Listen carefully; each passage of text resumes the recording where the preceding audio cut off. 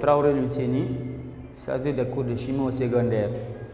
Aujourd'hui, nous allons résoudre cet exercice qui résume une bonne partie de ce premier chapitre du programme de chimie terminale sciences mathématiques, sciences expérimentales. Nous avons l'énoncé de l'exercice qui est là, qui nous dit quel volume d'eau faut-il ajouter à 10 ml d'une solution d'éthylamine de pH égal à 11,4 pour obtenir une solution de pH égal à 10,9. On a donné le pKa du couple C2H5NH3 plus bar C2H5NH2 qui est égal à 10,7. C'est l'ion éthylammonium bar éthylamine. On a donné le pKa. Alors, on va d'abord interpréter l'énoncé de cet exercice. On a une première solution d'éthylamine qui est là. Donc, solution de C2H5NH2 dont le volume initial qu'on note souvent B1 égale à 10 ml et de pH qu'on peut noter pH1 égale à 11,4. On verse alors de l'eau dans cette solution. Dès que nous versons de l'eau dans cette solution, obligatoirement sa concentration va varier ainsi que son pH. Donc cette opération est appelée dilution. La solution seconde obtenue doit être de même nature que la première solution. Donc c'est aussi une solution d'éthylamine de pH 2 égale à 10,9. Et on a donné le pKa du couple acide-base qui soit égal à 10,7. Voilà donc. On demande maintenant de calculer le volume d'eau qui nous a servi d'obtenir cette deuxième solution à partir d'une solution initiale donnée, qu'on appelle ici donc phénomène de dilution. On va commencer par poser l'équation de dissociation. Équation de dissociation. Donc on aura le C2H5NH2 plus de l'eau. Ça va donner de façon partielle ou réversible. Alors, l'éthylamine est une base faible. D'après Bronsted, une base doit être capable de capter un proton H+. Donc, ça va donner le C2H5NH3 plus l'ion HO-. Et on l'accompagne par l'autoprotolyse de l'eau. 2 molécules d'eau passent partiellement à 1 mol d'ion H3O+, plus 1 mol d'ion HO-. Donc, on posera ici calcul du volume de l'eau. Et ici, nous avons constaté que nous avons affaire à une dilution. Donc, on va appliquer ici le principe de dilution qui nous dit quoi? Que lorsqu'on verse de l'eau dans une solution initiale pour obtenir une solution finale, toutes les deux solutions doivent alors conserver la même quantité de matière. Autrement dit, la quantité de matière de la solution initiale doit être forcément égale à la quantité de matière de la solution finale. Donc, on dira ici, d'après la dilution, on disait qu'on va calculer le volume de l'eau. On applique donc le principe de la dilution qui nous dit que la quantité de matière de la solution avant l'ajout de l'eau est égale à la quantité de matière de la solution après l'ajout de l'eau. Donc ça veut dire ici que N1 doit être égal à N2. Et en matière de solution, la quantité de matière c'est définie comme le produit de la concentration par le volume. Donc pour la première quantité de matière, on aura C1 fois V1 et la deuxième quantité de matière N2 aussi va être égale à C2 fois V2. Mais d'après le schéma qui est là, le volume de cette solution finale doit être égal au volume de la solution initiale plus le volume de l'eau. Donc, on dira avec V2 égale à V1 plus le volume de l'eau. Alors, on va remplacer cette expression dans l'expression de V1 est égal à C2 facteur de V1 plus le volume de l'eau. On va automatiquement tirer cette somme. On aura donc V1 plus le volume de l'eau va être égal à C1V1 sur C2. Et enfin, on va tirer le volume de l'eau en transposant V1 au second membre. On aura donc le volume de l'eau qui va être égal à C1V1 sur C2, le tout moins V1.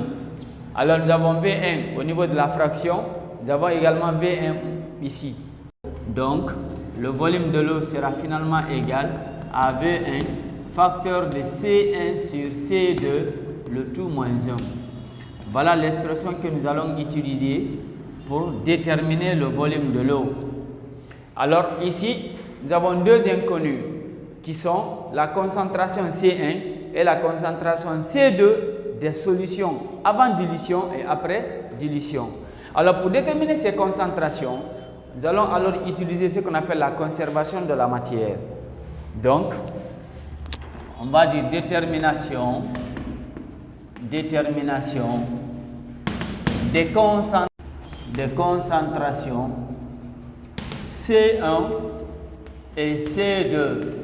C1 c'est la concentration de la solution avant dilution et C2 c'est la concentration de la solution après dilution. Alors, on applique la conservation de la matière d'après la conservation de la matière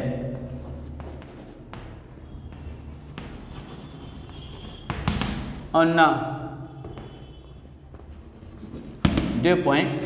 C1 doit être égal à la concentration de la forme acide qui est C2H5NH3+, avant dilution, plus la concentration de la forme basique qui est C2H5NH2, c'est-à-dire avant dilution.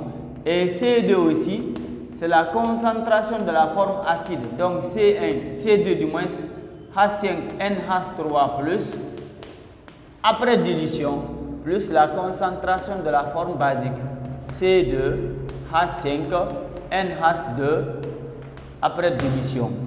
Ces deux formes, les formes acides et les formes basiques avant et après dilution.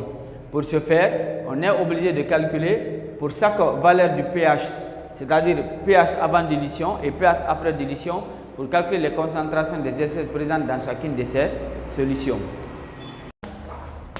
On a la concentration de l'ion hydronium, et de l'ion hydronium va être égal à 10 puissance moins pH, ce qui va être égal à 10 puissance moins 11,4. Donc, la concentration de l'ion hydronium va être égale ici à 4 fois 10 puissance moins 12 mol par litre. Et du produit ionique de l'eau qu'on note KE, on détermine la concentration de l'ion hydroxyde HO- en disant que la concentration de HO- est égale à KE sur la concentration de l'ion hydronium H3O+. Et comme nous sommes à 25 degrés Celsius, la valeur de KE c'est 10 puissance moins 14. On aura donc 10 puissance moins 14 sur la concentration de l'ion hydronium qui est 4 fois 10 puissance moins 12. Après simplification, on aura concentration de HO- qui va être égale à 1 quart fois 10 puissance moins 2.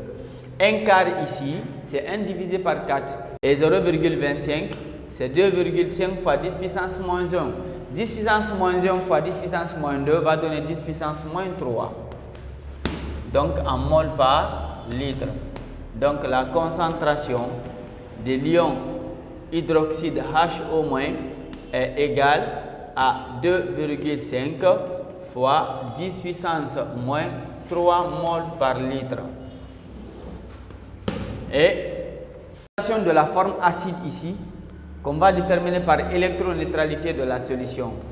Donc, de la neutralité électrique de la solution, on a cette neutralité électrique nous dit que dans une solution ionique, la somme des concentrations des ions positifs est égale à la somme des concentrations des ions négatifs, mais sa concentration doit être multipliée par la valeur absolue de sa charge. Donc dans cette solution, nous avons deux ions positifs, à savoir la concentration de H3O+, plus la concentration de la forme acide qui est C2H5NH3+, qui doit être égale à la concentration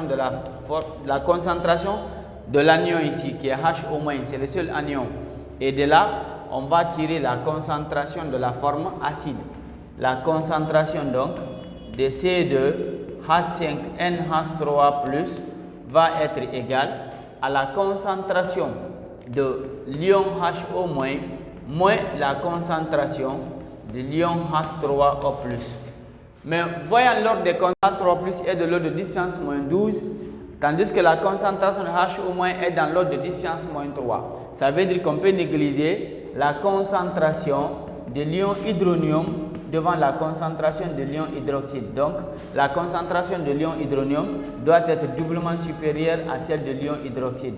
Dans ce cas, la concentration de C2H5NH3+, qui représente la concentration de la forme acide, doit être sensiblement égale à la concentration de l'ion hydroxyde HO-, ce qui est égal à 2,5 fois 10 puissance moins 3 en mol par litre.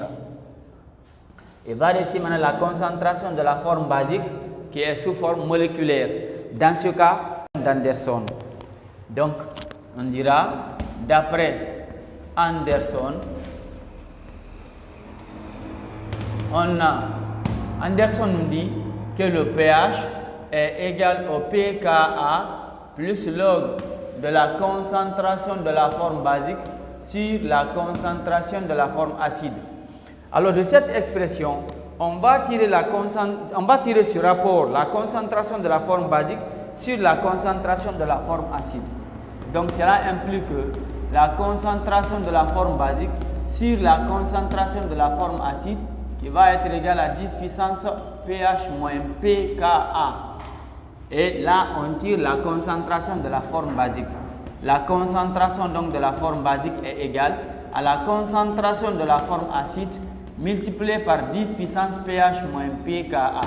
Cela veut dire ici que la concentration de C2H5NH2 est égale à la concentration de la forme acide qui est C2H5NH3+ fois 10 puissance pH moins pKa. Ici, le pH qui est là, c'est le pH 1 qui représente ici le pH de la solution avant dilution.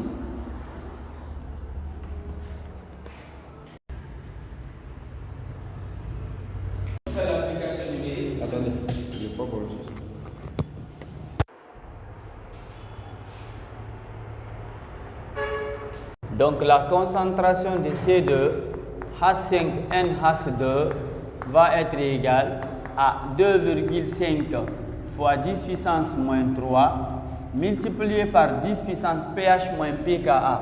pH ici c'est 11,7 et le pKa, pH c'est 11,4 et le pKa c'est 10,7. À 2,5 fois 10 puissance moins 3 multiplié par 10 à la puissance 0,7. 11,4 moins 10,7, ce qui fait 0,7. Donc on a 10 puissance 0,7 qui est égal à 5. Donc on va trouver égal à 2,5 multiplié par 5 fois 10 puissance moins 3. Et nous savons que 2,5, ce qui fait ici 5 demi, multiplié par 5, le tout fois 10 puissance moins 3. On a 5 fois 5 égale à 25, divisé par 2, ce qui fait 12,5. Donc la concentration de C2H5NH2 va être égale à 12,5 fois 10 puissance moins 3 en mol par litre. Et de là donc, on pourra calculer la première concentration notée C1. De l'eau notée KE pour déterminer la concentration de l'ion hydroxyde. Donc d'après ce produit ionique de l'eau, la concentration de l'ion hydroxyde ne sera autre que KE sur la concentration de l'ion hydronium qui est H3O+. Et nous avons dit que KE ici égale à 10 puissance moins 14 parce que nous sommes à 25 degrés Celsius. Donc on aura 10 à la puissance moins 14 divisé par 1,25 fois 10 à la puissance moins 11. Après simplification, on aura concentration de l'ion hydroxyde égale à 1 sur 1,25, le tout fois 10 puissance moins 3. 1 divisé par 1,25 va donner ici 0,8. Et 0,8 c'est 8 fois 10 puissance moins 1. Donc 10 puissance moins 1 fois 10 puissance moins 3 va donner 10 puissance moins 4. Donc la concentration va être égale à 8 fois 10 puissance moins 4 en mol par litre. Donc la concentration de l'ion hydroxyde est égale à 8 fois 10 puissance moins 4. On va revenir sur la concentration alors de l'ion éthylammonium. Pour déterminer cette concentration en ion éthylammonium, on utilise l'électroneutralité de la solution. Et tout de suite, de façon précédente, lorsque nous avons calculé la concentration de l'ion éthylammonium, on l'a trouvé égale à celle de l'ion hydroxyde. Donc on dira de la neutralité électrique,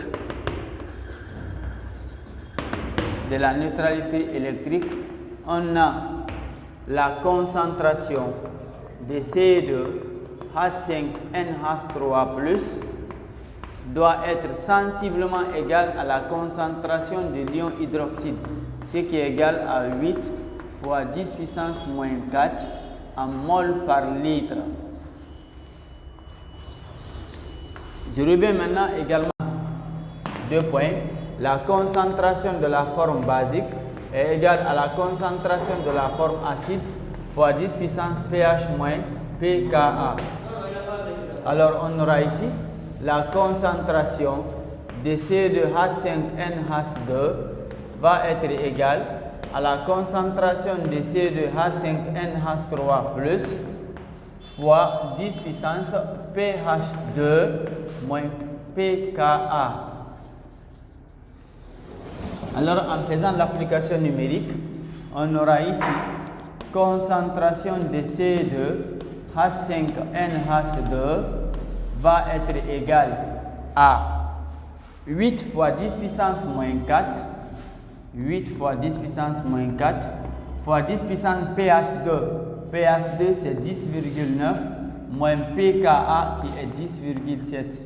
10,9 moins 10,7 va donner 10,7 moins 10,9 moins 10,7 égale à 0,2. Donc on aura 8 fois 10 puissance moins 4 multiplié par 10 à la puissance 0,2. Et 10 à la puissance 0,2 est égal à 1,6. Donc on va trouver égal à 8 multiplié par 1,6, le tout fois 10 puissance moins 4. On peut avoir 8 fois 1,6, on pose l'opération 1,6 multiplié par 8. 8 fois 6 c'est 48, on écrit 8, on retient 4. 8 fois 1, 8, 8 et 4 ça va faire 12. Donc on a 12,8 fois 10 puissance moins 4. Donc la concentration de C2H5NH2 est égale à 12,8 fois 10 puissance moins 4 en mol par litre. On va également déterminer la concentration initiale après dilution qu'on note C2. On a également posé que C2 est égal à la concentration de la forme acide plus la concentration de la forme basique, ce qui va être égal à 8 fois 10 puissance moins 4 plus 12,8 fois 10 puissance moins 4. En mettant 10 puissance moins 4 en facteur, on aura 8 plus 12,8. 8 plus 12,8 va donner 20,8. Donc C2